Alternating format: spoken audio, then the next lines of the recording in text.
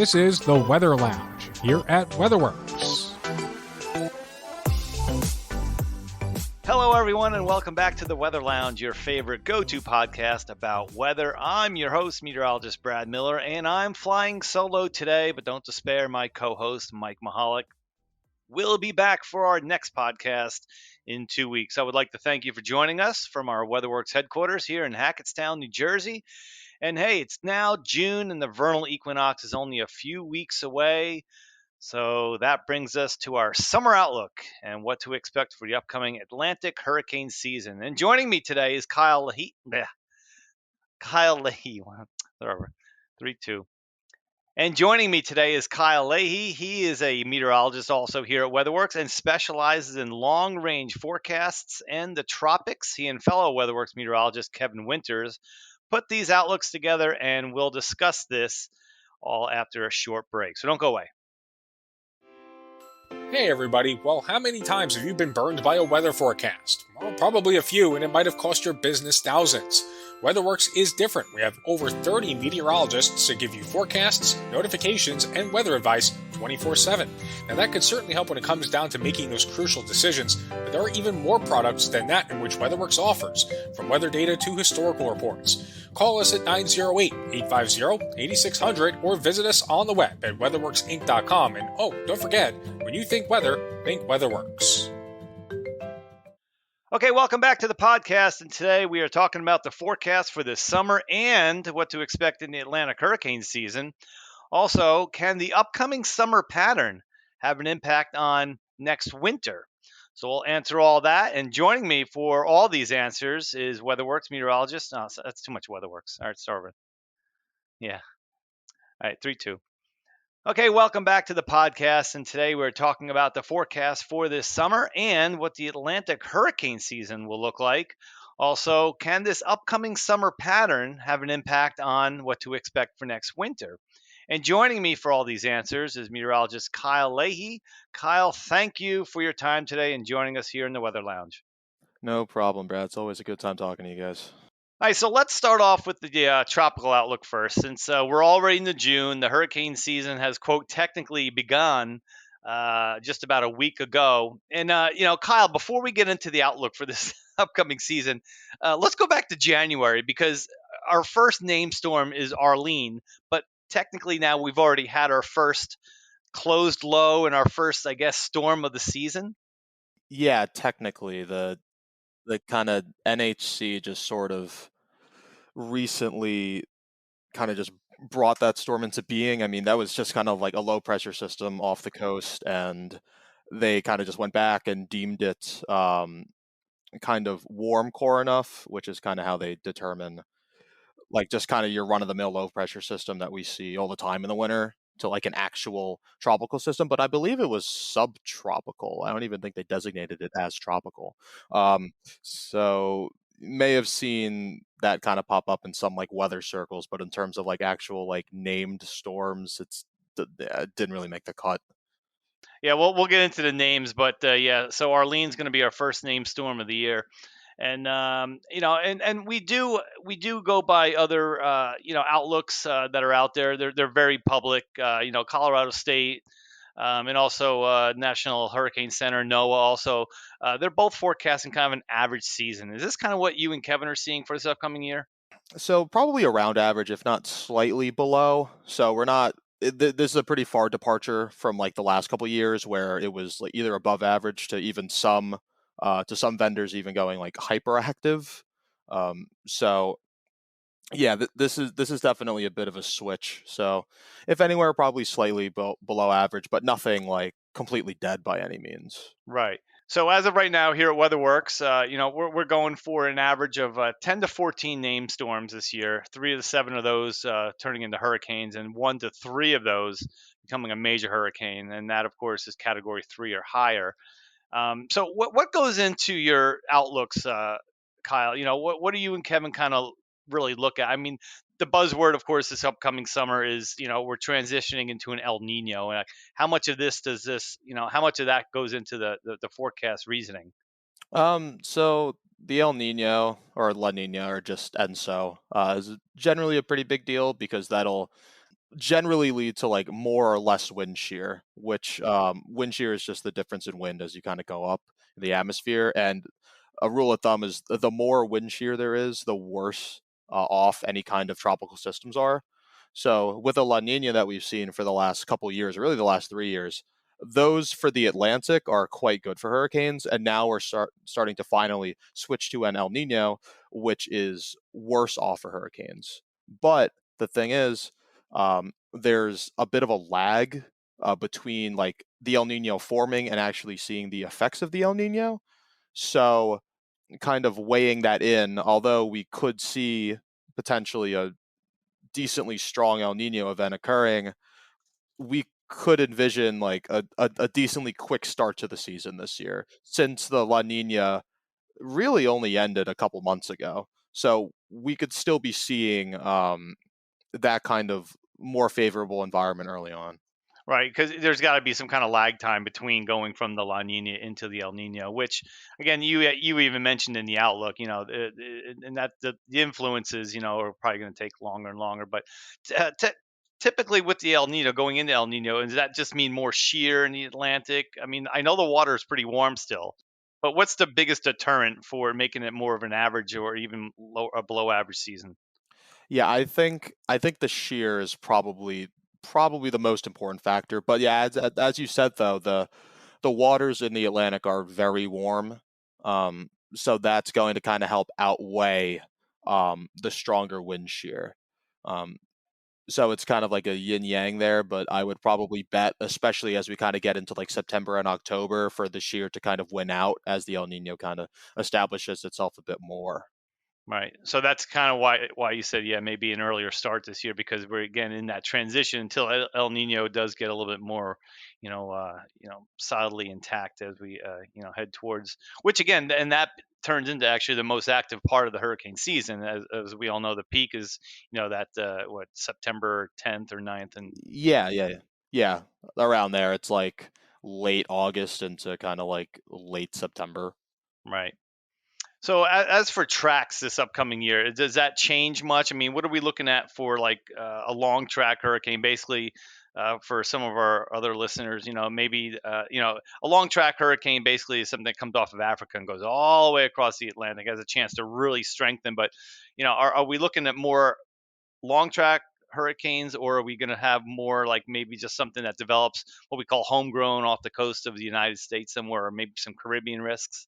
Yeah, so there's actually like in terms of the pattern, what we're seeing kind of based off the years that we're comparing this one to is that there's a pretty far departure in that. So the last couple of years, one of the main reasons why people were so kind of gung ho on the hurricane forecast was because there was a big signal for a lot of high pressure over like Nova Scotia, Southeast Canada. So that's a big risk for like US landfalls.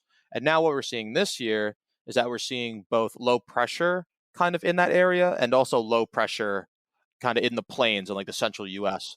So really what the kind of low pressure over the plains does is that it kind of helps boot um, tropical systems to the east. So I think a lot of what we're going to be seeing is a lot of like you could get those long tracking storms, especially since the Atlantic is so warm. But those troughs are going to help lead to more recurving storms rather than like a higher risk for like a more impactful landfall along the east coast.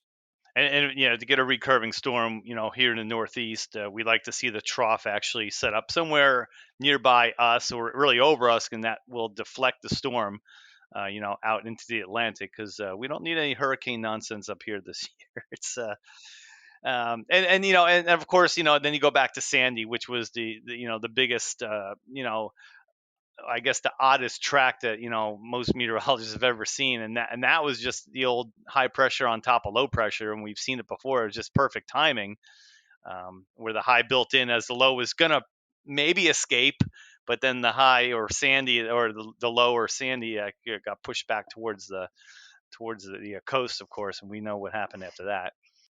Yeah, so Sandy was basically one of the like freakiest events possible, and yeah, it was made possible by like a huge high pressure system stationed like south of Greenland over Nova Scotia. We're not seeing that kind of blocking pattern. Um, And yeah, like you could still get homegrown systems, as you said, like in the Gulf. You can always get something in the Gulf, It seems really. like we always get a couple every year. Yeah, yeah, and like looking at our like kind of analog years, um, we mentioned Hurricane Bill um, in the outlook, which could be something that would make a lot of sense. Like you could get a system forming off the coast of Africa, tracking kind of like north of the Caribbean, and looking, quite menacing as it does. I mean, that topped out at like as a major hurricane, but there was a trough along the east, kind of like in the eastern U.S., so it just got booted out to sea. And then you got something like Hurricane Bob, which was in 1991. Yeah, that's a New England special up there. Yup. So, like, I suppose that I mean could happen if a storm doesn't recurve quickly enough, but obviously that's at the outer end of all possibilities. I would not consider that likely in the slightest. Right. So that's and again, and when we do get named storms in the Atlantic, and as they get closer and closer to the U.S., and we start to really look at the westerlies, and because that's really what's going to set up where the storm eventually ends up. Is there a trough in the Midwest? Is there a trough in the Northeast? Is there a big area of high pressure? I mean, it's all dependent upon what's going on in the upper levels at that time. Of course, we have trends and analogs we can look at for the long term stuff, looking ahead 2, 3, 4 months. But it all comes down to at that time, when we do have a named storm, and what's going to drive that storm and what's going to guide it, one way or the other. So it's that's where the forecasting part really comes in, and it comes in handy. And the models, you can look at them all you want, but then it becomes a meteorology and meteorologists job to make sure you get that track right. So Exactly. Like we have all these analog years, but I mean it really comes down to like the minutia of the pattern. So although like what we're seeing kind of favors a recurve, there's nothing to say that perhaps like Florida could get a landfall or something like that. It's just not as likely as it was again for like the last couple of years where the pattern was way more favorable. And what's kind of interesting is that looking at some of the model guidance as we kind of put in the outlook, and this is not the only model that's showing this, but based on the precipitation from August to October compared to average, so the greens are showing higher than average precipitation. You can even see that kind of recurve. It's kind of interesting how well defined it is. You have like a lot of precipitation along like western Africa. So you got the waves coming off, tracking kind of through the Atlantic, and then recurving pretty much off the Carolinas. and for our listeners right now, I mean, if you want a visual of all of our outlooks, both the summer and the hurricane outlook, they're available. They're on Facebook, they're on Twitter. Just follow us. Also, there's a blog that's on our website, weatherworksinc.com, and you can actually look at and read exactly what Kyle and I are talking about right now. Again, these are the outlooks that Kevin Winters and Kyle Leahy put together for us here at WeatherWorks. So, great job by both of them. Taking a look at what's going to happen here for the next couple of months, and again, especially when we're going from La Nina to El Nino, it's just big transition here in the atmosphere, and we'll get more about the summer outlook and how that is going to change with this as well. One other thing, Kyle, I lived down in South Carolina for 16, 17 years, and down there they take, not that to say they don't take hurricane season, seriously anywhere else in the country, but there are those areas that are very vulnerable. The North Carolina coast, South Carolina coast, all the way down through Florida. Of course, there's Andrew, there's Hugo, So, and at the time I worked for a TV station, and the chief meteorologist actually, that I worked for said, hurricane season, if you miss a hurricane, forecast, or you can make or break a station, believe it or not. I mean, that's how big it is down there. And it's taken so seriously, and they're wall to wall basically on coverage when there is an approaching system, especially if it's a stronger system. So, and then you look at what happened even last year with Ian and devastation on the west coast of Florida. I mean, it's just Exactly. I mean, even and that's the thing with a lot of systems that kind of track in that area, the water's just so warm that if you have just again, even with the increased wind shear from the El Nino, like you could get just like a temporary little respite, and all of a sudden you could still get a very impactful storm. So, with the forecast being slightly below average and all, and with the most favorite track being a recurve, that's not to say that you still can't get like a big impactful storm. It's just the pattern. It's just not as likely as it has been. Yeah, it's in a specific area, it's not there were 14, 15 named storms this year. If they've gotten hit by one storm, or it was a memorable year for them, right? And no matter what happened, and folks on the west coast of Florida, they're south of Tampa, of course, the devastation and just the the horrible impacts that they had to go through down there. So hopefully we won't see any of those, at least on the U.S. mainland. Keep them out to sea, keep them fish storms, as we like to call them. But so, I mean, anything else you want to add about the tracks, or what's going on with the pattern here for the hurricane season? So one of the other things that we used to kind of supplement a lot of our data for this year is something called like accumulated cyclone energy, or Right, ACE, ACE. Yep. which is something that I think is new in our outlooks. I don't think that we had that in there last year. We added it, um, but it's pretty much just an accumulation of how much energy there is and how much activity there is for storms to actually develop. And a lot of the years that we use pretty overwhelmingly showed that there's going to be less than average. Um, so that lends itself to both like less intense storms as well as shorter lived ones. So pretty much overall, um, things should be a good bit less impactful than most years, just based on kind of everything that we've spoken about.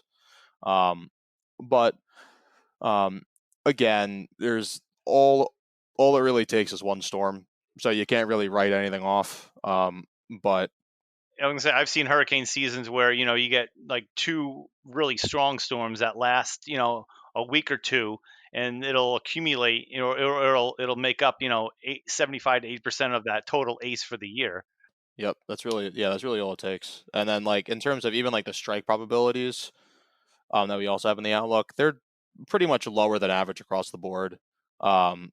Which again is because of all the factors that we spoke about. But yeah, I think that this is definitely a bit of a departure from what we've seen over the last couple of years, where we were almost expecting a impactful to even definitely more impactful than normal, like on the higher end. But this is looking like it should buck the trend. But obviously we'll see over the next few months. And one last thing, we'll go over the names real quick here. Of course, Arlene is going to be our first name storm of the year, whether or not it happens this month or not until July. But as Kyle was just saying, it may be a fast start here. So maybe we get through Arlene, Brett, and Cindy here in the first month or so. And it always seems like there's a lull sometime in like late July into early August before we get into that, the heart of the season, or the busiest part of the hurricane season. But every season is different from each other. So we'll, and a couple of names that were retired now. The World Meteorological Organization, WMO, they actually set up the names, for listeners don't know, that the names are actually come from them, and then that hurricane season, or Hurricane Center, releases those names, and every 6 years the same list is used. However, if there's a name that gets retired, then it'll be replaced by a different name. So for this year, we have Harold, which is a new name because in 2017 Harvey was retired. I kind of remember Harvey was that the Florida system. No, that was south or just eastern Texas. That's right. That was Eastern Yeah, Texas. yep, Okay, where it yeah. just sat and just dumped. Like, That's right. That was a 50 inches of rain. That's yeah, right. yeah, yeah, yeah, yeah, yep. Yeah, I do remember that. Yeah, and then we have Idalia, which is the I name storm. That's retired, or retired Irma from 2017. We all remember that one. And then we still have Jose, Katia, I think it is, or Katia, and Lee. And then Margot's a new one. That's now Hurricane Maria. I don't remember that one from 2017. Yeah, I think a lot of folks remember that one. That was retired from 2017. Then the last one's Nigel. That's a new one. That's Nate. Nate's now retired from 2017. But and other than that, we have We have Philippe this year still. We have Rena. We have Sean, Tammy, Vince, and Whitney. So that'll round out the alphabet this year. Hopefully, we don't get that far into the name list this year. I would probably bet against it, but Yeah, we'll have to see. based on what we're hearing and what you and Kevin were forecasting, it's we shouldn't get that far down.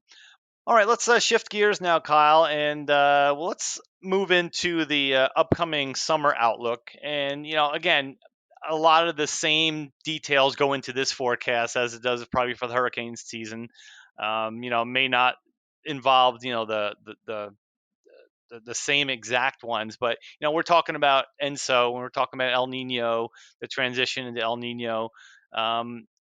Overall broad view, what does the transition in El Nino mean for summertime, not only in the United States, but here in the Northeast? I mean, generally, really later in the summer, which is the same kind of theme as what we were talking about with the hurricanes. It just takes a little bit of time for it to really get its act together.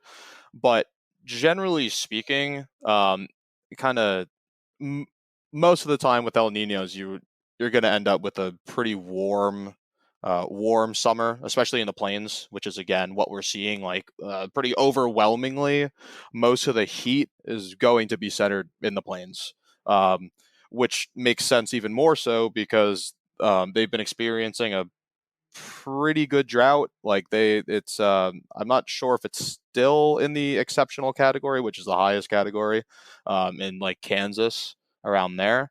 But you'll see a lot of those heat waves kind of push eastward. So for the Midwest, they're relatively the closest to that kind of heat, and then the East kind of just gets the scraps from that heat. And then with the El Nino, the big thing is that the subtropical jet really gets going, which lends itself to cooler and wetter than average conditions over the Southeast U.S.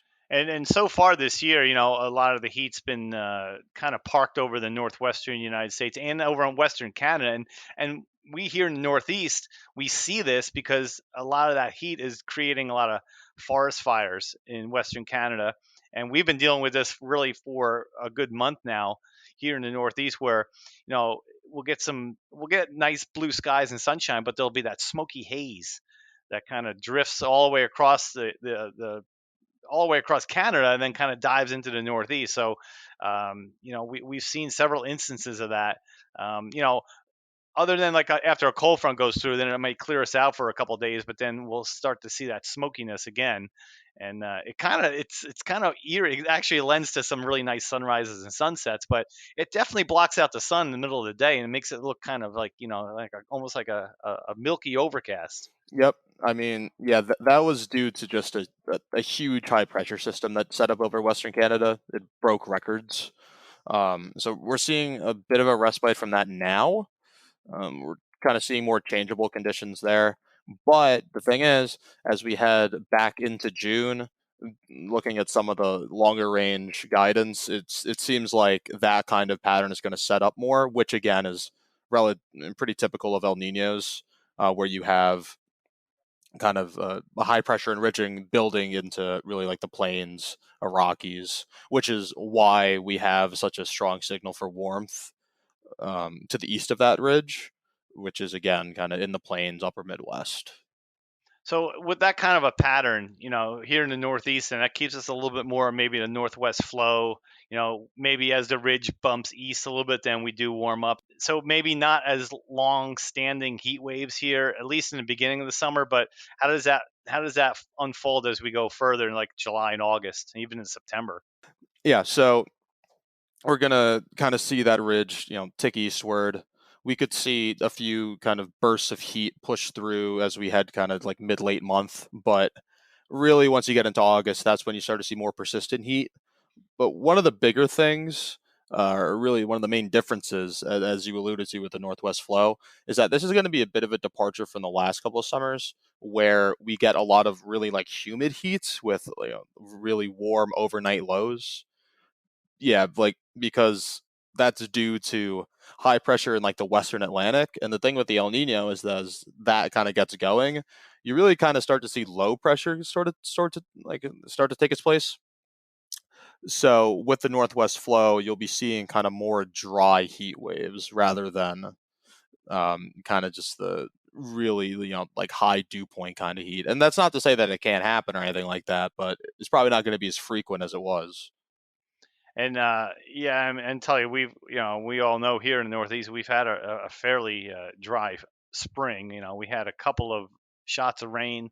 I mean, New England got a good soaking rain. I guess it was like the third weekend of May. But outside of that, it just hasn't been all that much rain. And we also had a couple of brush fire, like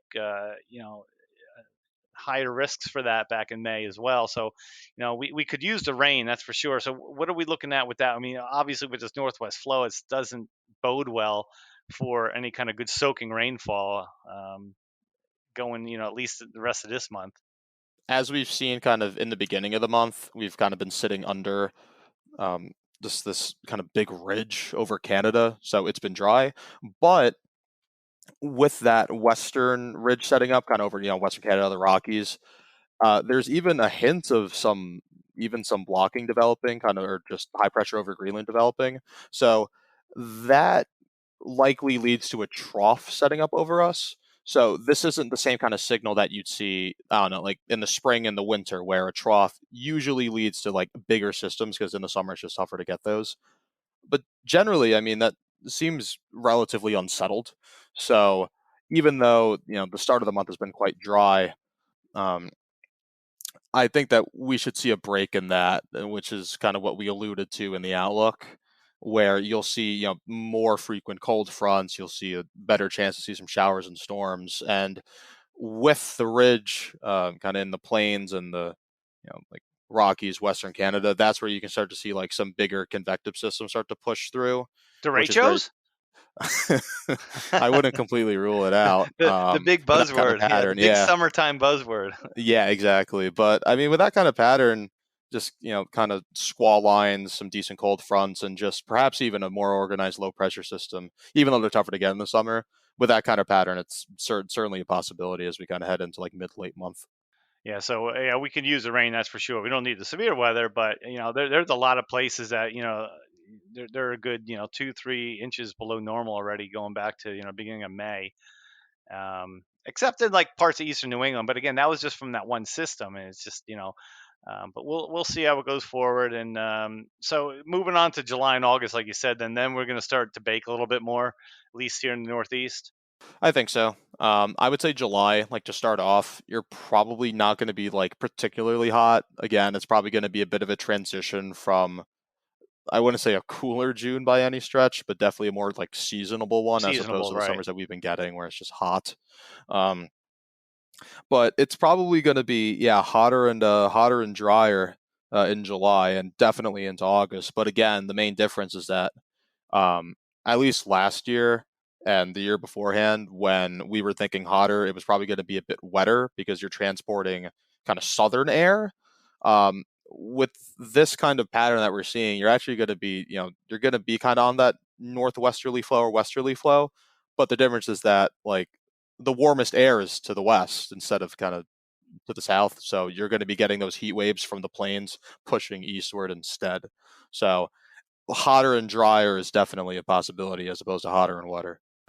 It's hard to believe. We're talking about first day of summer already here in a couple of weeks. All right, so let's talk about like 90-degree days. That's always a big question.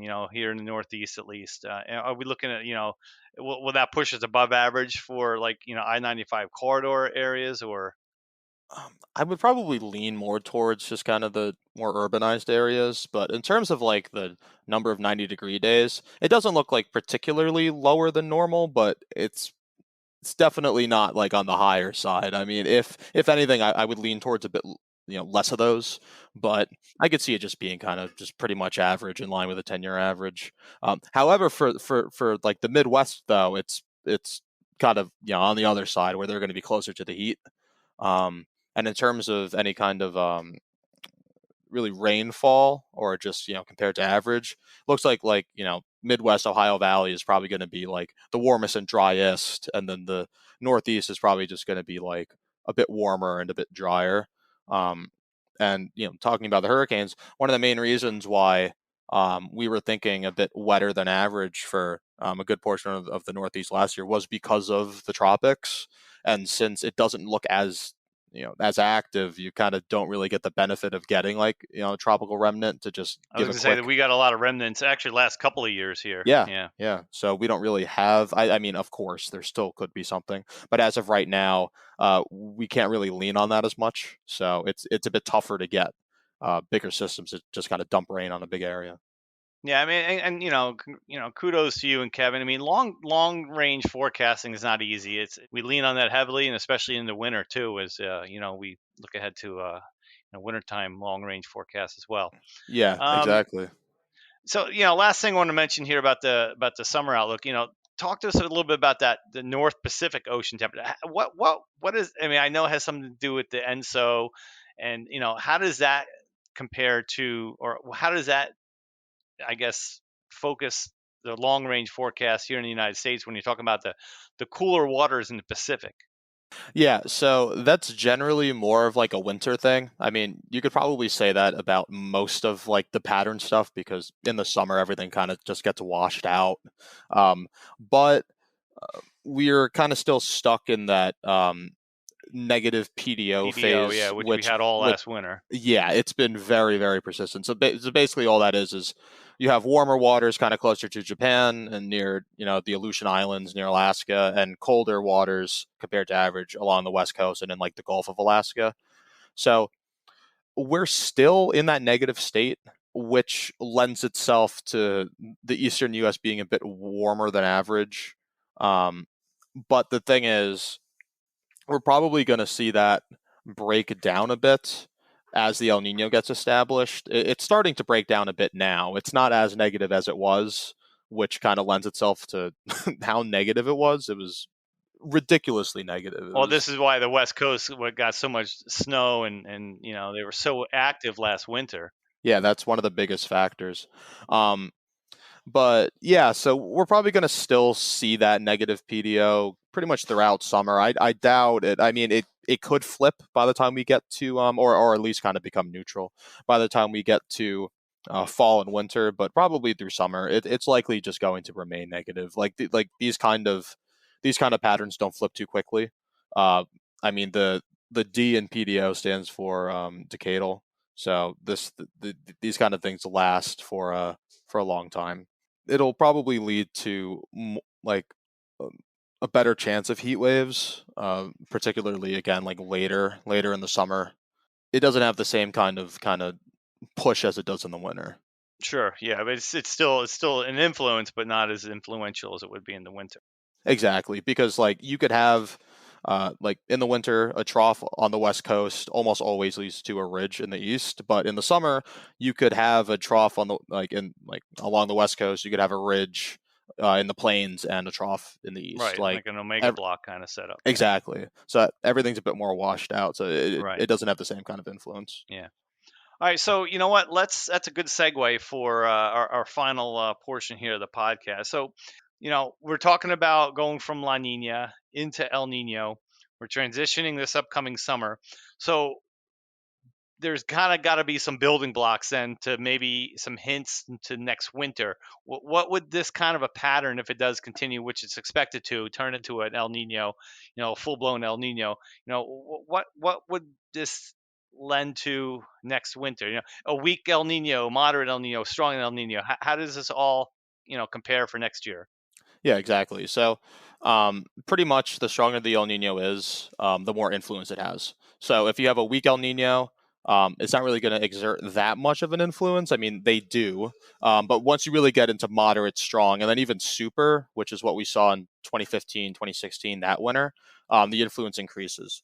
So, basically, El Ninos, it's I mean, it's really the opposite of what we've been seeing for the better part of the last 6 years, more or less, which is where you have a trough over like the northwestern United States, so it's colder, wetter than average, and then a ridge over the southeastern United States, which is warmer and drier, which especially is what we saw last winter. But El Ninos, um, overwhelmingly, again, especially the stronger they get, have colder and wetter conditions over the southeast due to low pressure. So that's probably going to be the biggest change that we're going to be seeing. I mean, it's a matter of it's a matter of the strength, and it's also a matter of the placement, which I would argue might even be a bit more impactful. So the reason why kind of the U.S. gets affected is really actually kind of due to what happens near Alaska, so near the Aleutian Islands. So with La Ninas, you have a ridge over the Aleutian Islands, and that kind of leads to that, again, trough or ridge over the northwestern U.S. or a trough or ridge over the southeast. So it's just one big kind of feedback loop. But with an El Nino, you have a big low pressure system there instead. And based on the placement, it'll determine on like how far west or east that low pressure is. So bear with me. But so if you have what's called an east-based El Nino, which is where the warmest waters are centered more towards South America, that kind of the issue that can occur with those is that that low pressure that's normally near the Aleutian Islands can kind of tick eastward a bit more towards the west coast and lead to more Pacific air kind of flooding into so a lot of the time the reason why those really strong El Nino events are bad for like snow for the pretty much most of the US, but especially the east and the Midwest, is because you have a really strong low pressure system sitting close to the west coast, and that'll flood the U.S. with the Pacific air. That is not, and like that is not that's not expected. You could also have a situation where you have the like warmest water with the El Nino kind of centered more towards the date line, which is like pretty much 180 degrees Central Pacific. Those the Aleutian low is again pretty much centered over the Aleutians, and you get a lot of ridging over the western U.S. You get blocking over Greenland, and those are some of our best winters ever. Like those are the I mean, just to throw some years out there, those are the 02, 03s and 09, 10s of the world. And again, that's not likely at this point at all, but with an El Nino, those are kind of in the realm of possibility. So I think that El Ninos are certainly better than La Ninas, like broadly For speaking. snow lovers, right? Yes, broadly speaking, I would rather have an El Nino than a La Nina. It's just easier. But there are ways to fail with an El Nino, and that should be kind of it should be counted. But I think we're probably looking, if I had to bet on it, probably like a moderate to low end strong El Nino, which again, it just depends on the placement. If we get a central based one or a basin wide, which is where like the warmest waters are pretty evenly spread out, those are good. Like I would probably bet on those being better than average.